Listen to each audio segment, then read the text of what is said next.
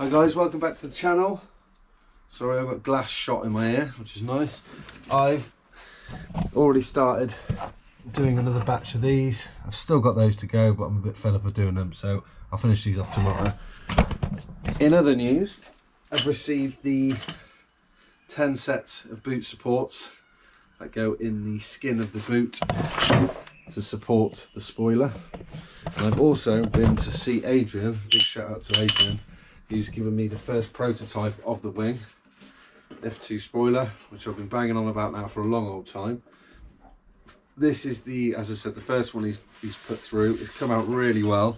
There's a couple of areas that he's going to amend. He's going to make me 5 sets to start off with, which I'm selling on the Owners Club.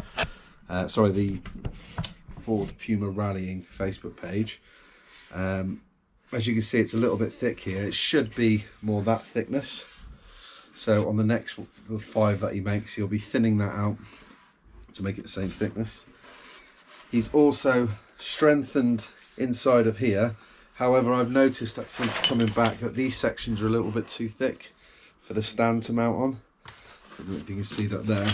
I had to thin it out slightly. So I'll make sure I take one of these stands down, or supports down to him, so when he makes the next 5, he can make sure that this is the correct thickness. It's either that the mould was correct thickness and he thickened this out as per the mould, or the diagram on these wasn't quite right. So either way, it's going to be easier to make this a little bit thinner for where the stand goes rather than get these remachined. So yeah, there we go. That's the first prototype. It's even got the Ford stamp on it and the code. It's come out really well.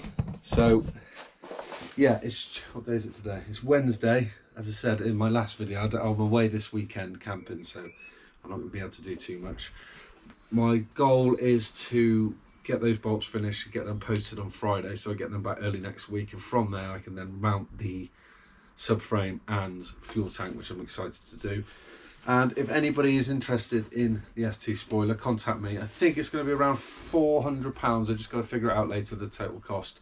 But that will include the inner boots supports, which I've had obviously 10 sets made of. 10 sets of these made of, so it will come with those, and obviously the wing itself. So yeah, if you want one, just let me know. But for now, I think I've already got 5 people interested on the page, so I'll get those shifted. And then the next batch of 5, if you want them, just let me know. But it might be a few weeks, maybe a month or so, before I get them back in stock. But yeah, as I said, really happy with that. Shout out to Adrian. That's another part pretty much there. So yeah, until let's catch you next. Take care.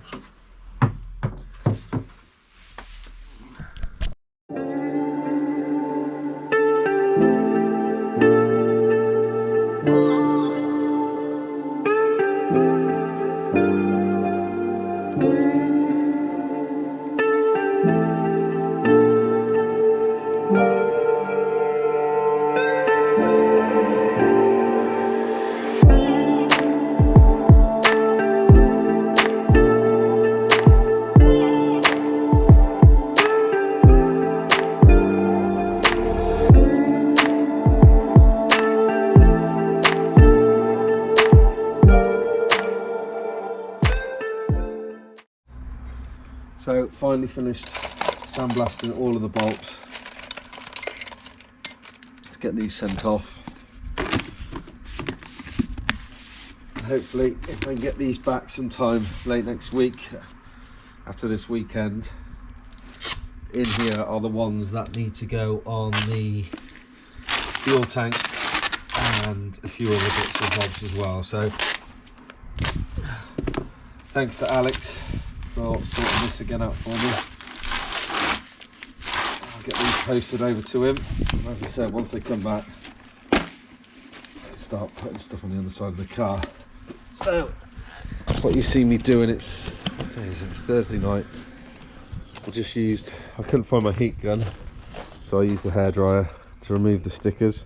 I'd like to reuse this bonnet. I probably will get this fixed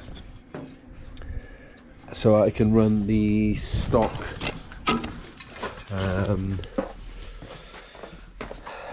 brackets, because they were cut out on this shell So these didn't have anywhere to mount. However, in the new shell, I can mount them, so I'll probably get these done. I started shot blasting. This are the brackets, so that's ready for paint. So these need to be painted white. I need to shot blast that, painted white. These are the brackets which will be shot blasted and painted white. I also received today the paints. It came to £102 in the end, so it was quite a lot. But I bought, I think that's a 2.5 litre, which I've been informed should be plenty to do the interior and engine bay. A hardener to go with it, and some masking up bits. I also received a phone call from Express Panels. They have completed these 2 sections for me, so just this section that goes along there, so that'll be cut off, and it's a replacement bottom section. The cost of a whole new upper section is a lot, but I'm happy that I can repair these to a perfect level. It's just these are so far gone, I've had to pay 250 quid to get the new section there. But that's about it for this evening's update. Oh, one last thing. This panel, let me just put you down for a second.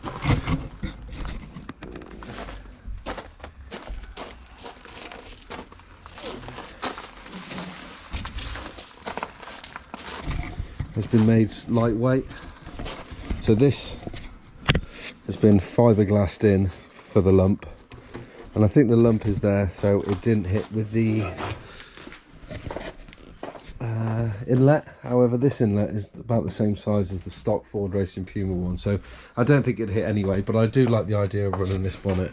Unfortunately, it's had the section cut out here, so what I might be tempted to do, the chap who's doing the F2 wing, is take it down to him and get him to put a fiberglass layer, so when it's open, the lid, the bonnet's open, you can't see how rough it is. So I might get him to fiberglass a layer in here, which wouldn't be too heavy, and make it look all smooth. Or the alternative is I get another bonnet. I don't know if I'll be able to tilt this forward, and cut out the rails where the brackets go and put them on, and then run a cover like this, or just take the skin off the spare one and put it on. As I said, I'm not too sure at the minute, but we'll see. It's a shame it was cut off, but because of this, if it wasn't for this lump that's been put in, I would scrap it. But I really like the idea of having that, and I think with the flared arches it will make it look great. So that's going to be it for the midweek update. Early next week I will try to get all the panels mocked up on the cars in the Super 1600 with the bonnet, the arches and the front bumper, just to see what it's going to look like. So yeah, I'll leave you for now and I'll catch up with you in a bit. Ooh, look what Alex has sent me back.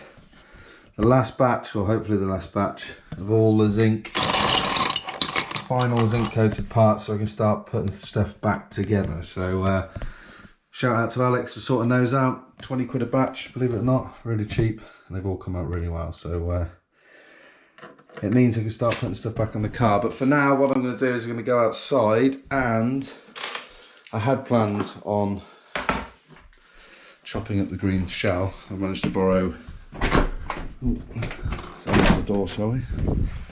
I had planned on chopping the cage out of this. However, I've been looking into the adjustment you need to make on the arches here for when running the FRP setup. So I need to trim this section off. So what I've done so far is I've flattened that back on my one over there, and I now need to cut this section off. So I'm just going to line that up now, and that's what you're going to see me doing. It's bank holiday Sunday today, so I'm going to try and do it all day tomorrow as well, but I'd like to at least try and get this done today. So that's what you're going to see me trying to do now. So anyway, let's crack on.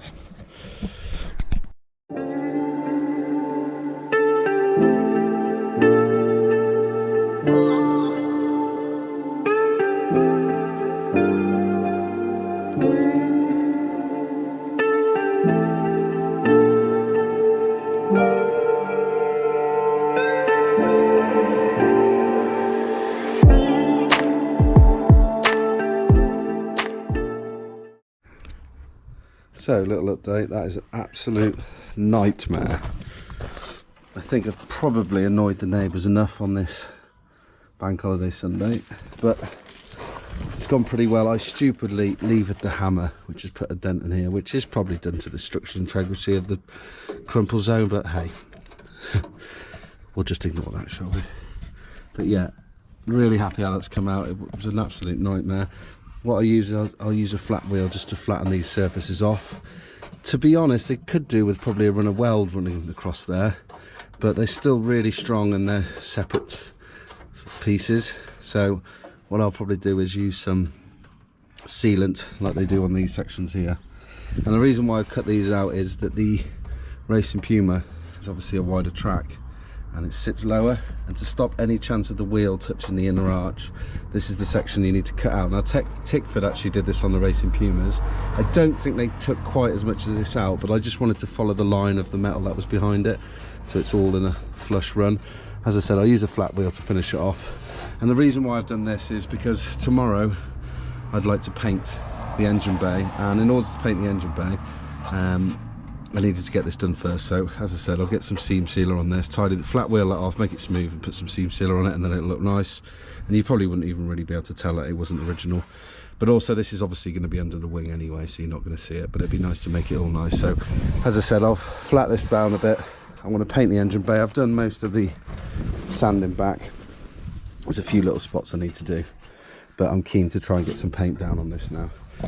Unfortunately, I have still got to do the other side, but it is now currently 7:30 and it's taking the piss how loud using angle grinders is. I was going to use the angle grinder, as I said, to cut the cage out of this car, but it's just going to be far too loud. So I'm going to have to probably pay someone to take this away and ask them to cut it out for me. I think that's going to be the only way to do it. But anyway, at least I managed to achieve something on this busy weekend, so yeah, not looking too bad.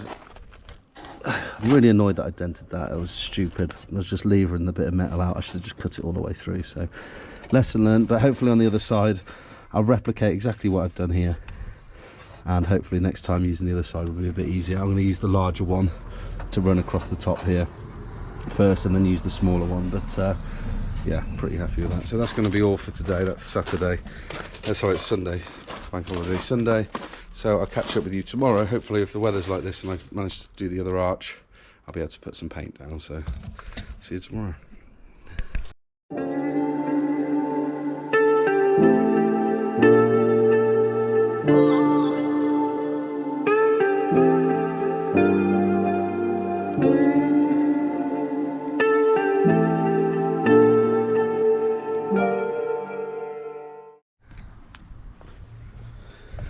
Okay, that was fun. One small injury, but managed to get it out. Got it out a little bit cleaner than the last one. The finish isn't too bad either, so I'll get a flat wheel on that and just sand it off in a second, just to smooth it out. And then the idea is tomorrow, I think, is give it a last run over, a last wipe down, and I'm going to attempt to start painting the engine bay. So we'll see how that gets on, but thank God that's over using these buggers. So tomorrow when I go to paint the engine bay and the arches and the lower sections, it makes sense to do a few other bits as well instead of having to clean the gun out. So I'm going to shot blast these and get them ready for paint.